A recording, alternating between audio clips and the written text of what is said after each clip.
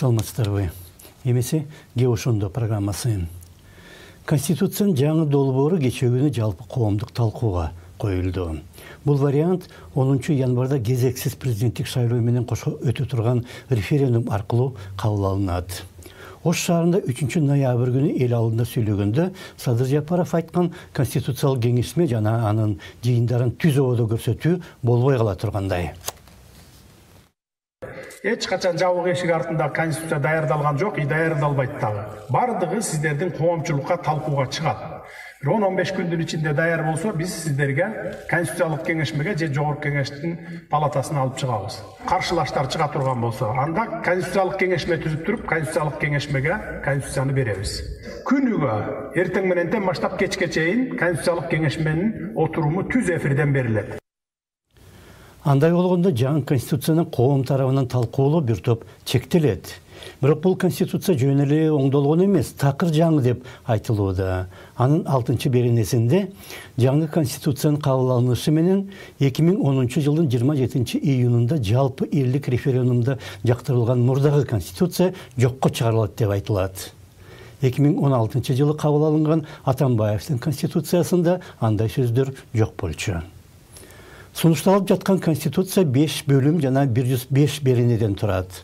Азыркы конституцияда 8 бөлүм жана 114 берене бар.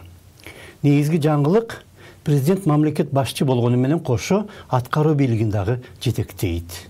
Бирок президенттик башкаруу киргизилип жатат дейин десең, премьер-министр дагы бар. Жана аны президент дайындайт. Демек премьер аткаруу бийлигиндеги президенттин орун басары болуп калгандай. Дагы бир жаңылык, элдик курултай деген институт конституцияга кеңири киргизилген жана ал элдик бийликтин кеңешүүчү, консультативдик жана координациялоочу жогорку органы деп аталат. Элдик курултайды чакыруу укугу президентке таандык. Анткени менен спикер менен кошо президент анын алдында отчет да берет. Бирок ошол элдик курултай идеясынын ишке ашкан эң өнүккөн түрү жогорку кеңеш эмеспи?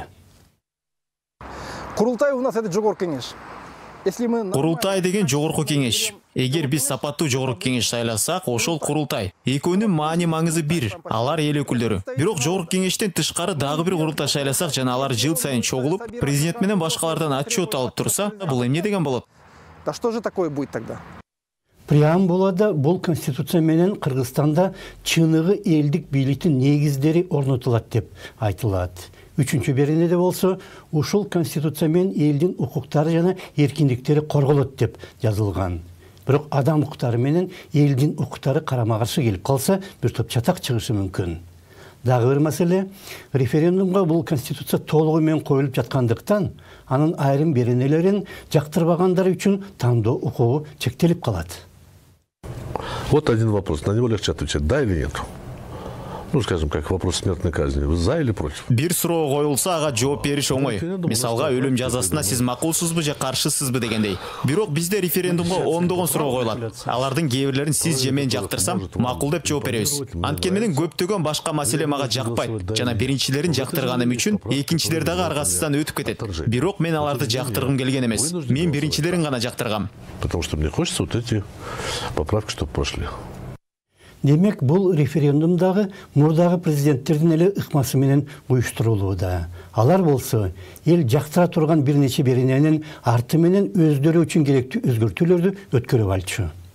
Референдумдун укуктук ак-чүкүлөрүн көп түшүнбөгөн шайлоочулар болсо, бийлик чыгарган сунуштарга кол көтөрүп берчү.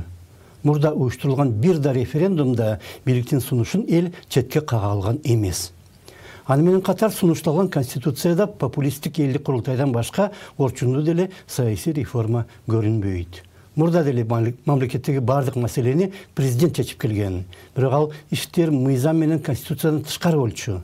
Эми болсо ошол эле тартип конституцияга расмий түрдө киргизилүүдө.